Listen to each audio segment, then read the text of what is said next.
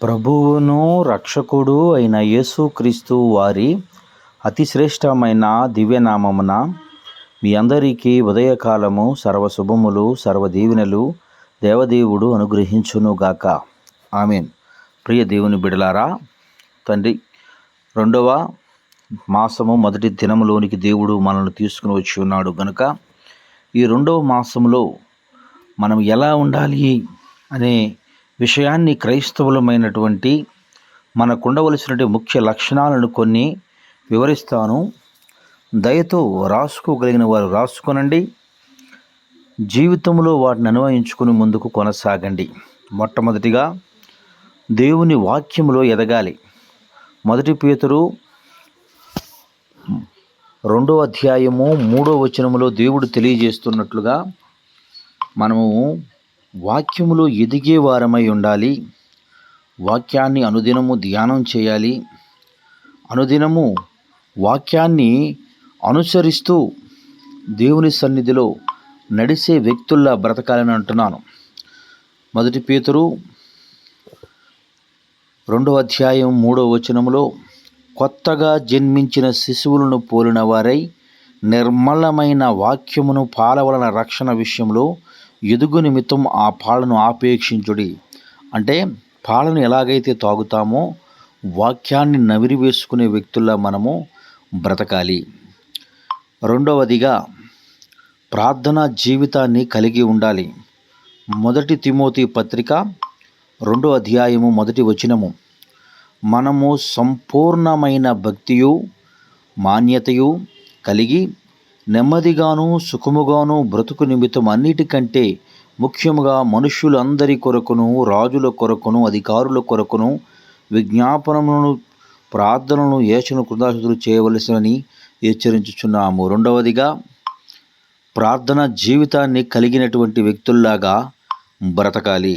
మూడవదిగా 1 తెస్సలోనికీ రాసిన పత్రిక 5:16 ఎల్లప్పుడూ సంతోషముగా ఉండుడి, ప్రతి విషయమునందు ఎడతెగక ప్రార్థన చేయుడి, ప్రతి విషయమునందు కృతజ్ఞతాస్తుతులు చెల్లించుచు ఇలాగు చేయుట యేసుక్రీస్తునందు మీ విషయమై దేవుని చిత్తము. నాలుగవదిగా పరిశుద్ధులతో సావాసము కలిగి ఉండాలి. అపోస్తుల కార్యము 2:42 దేవుని వాక్యము తెలియజేస్తుంది. వీరు అపోస్తుల బోధయందును సావాసమందును రొట్టె విరుచుట యందును ప్రార్థన చేయుట యందును ఎడతెగకయుండిరి. నాలుగవదిగా బీదలకు సహాయము చేసే వ్యక్తులలా జీవించాలి. గలతీ రాసిన పత్రిక 2:10 మేము బీదలను జ్ఞాపకము చేసుకునవలని మాత్రమే వారు కోరి అలాగు చేయుట యందు నేను ఆసక్తి కలిగి ఉంటిని.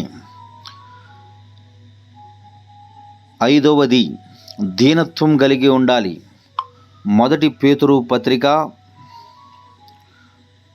5:6 దేవుడు తగుని సమయమందున మేము హెచ్చించినట్లు ఆయన బలిష్టమైన చేతి కింద ద్విమస్కులై దేన మనస్కులై ఉండుడి. 6వది క్రీస్తు జాడలో నడవాలి. 1 పేతురు 2:21 ఇందుకు మీరు పిలువబడితిరి, క్రీస్తు కూడా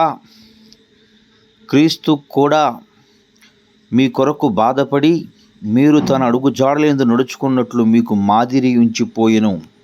క్రీస్తు అడుగు జాడల్లో నడవాలి. 6వది దేవుడు తనకిచ్చిన కృపావరములు దేవుని మహిమ కొరకు వాడాలి. రోమీలకు రాసిన పత్రిక 12:21 కీడు వలన జయింపబడక మేలు చేత జయించుడి.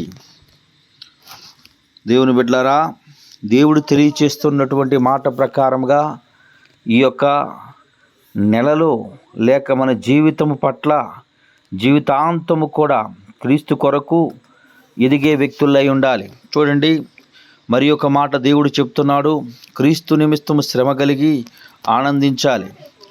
మత్తయి సువార్త 5వ అధ్యాయము 11వ వచనము, నశించిన ఆత్మల పట్ల భారం కలిగి ఉండాలి. దేవుని వాక్యంలో ఎదగాలి. ప్రార్థనా జీవితాన్ని కలిగి ఉండాలి. ప్రతి విషయమునందు దేవుని కృతజ్ఞతలు చెల్లించాలి. పరిశుద్ధులతో సావాసము కలిగి ఉండాలి. పేదలకు సహాయము చేయాలి. దీనత్వము కలిగి ఉండాలి. క్రీస్తు అడుగు జాడల్లో నడవాలి. దేవుడు తన ఇచ్చిన కృపావరణం దేవుని మహిమ కొరకు వాడాలి. క్రీస్తు నిమిత్తము కలిగిన శ్రమలో ఆనందించాలి. నశించిన ఆత్మల పట్ల భారం కలిగి ఉండాలి. అట్టి స్థితిలో, అట్టి కృపలో ఈ యొక్క 2వ మాసములో దేవుడు నీకు ఇచ్చిన ఆయుష్కాలమును బట్టి ఆనందించి ఆయనకు సాక్షిగా సాక్షార్థంగా రాజ్యము కట్టుటకు నీకు ఇవ్వబడినట్టు తలంతులు వాడుకుని కృప దేవుడు మీకు అనుగ్రహించునుగాక. ఆమేన్. తండ్రి, నీకు వందనాలు, స్తోత్రములయ్యా. నేటి ఉదయకాలమందు 2వ మాసం మొదటి దినమందు ఇవ్వబడిన ఈ వాగ్దానములు తండ్రి ప్రభా, చేసిన హెచ్చరికలు ప్రభా బిడ్డలు అంగీకరించి అనుసరించి నీకు సాక్షార్థంగా బ్రతుకున్నట్లు నీ కృపలో వాడుకుని భద్రపరిచి నడిపించి సహాయమును చేయమని యేసయ్య నామం పేరట ప్రార్థన చేయుచున్నాను మా పరమ తండ్రి. ఆమేన్.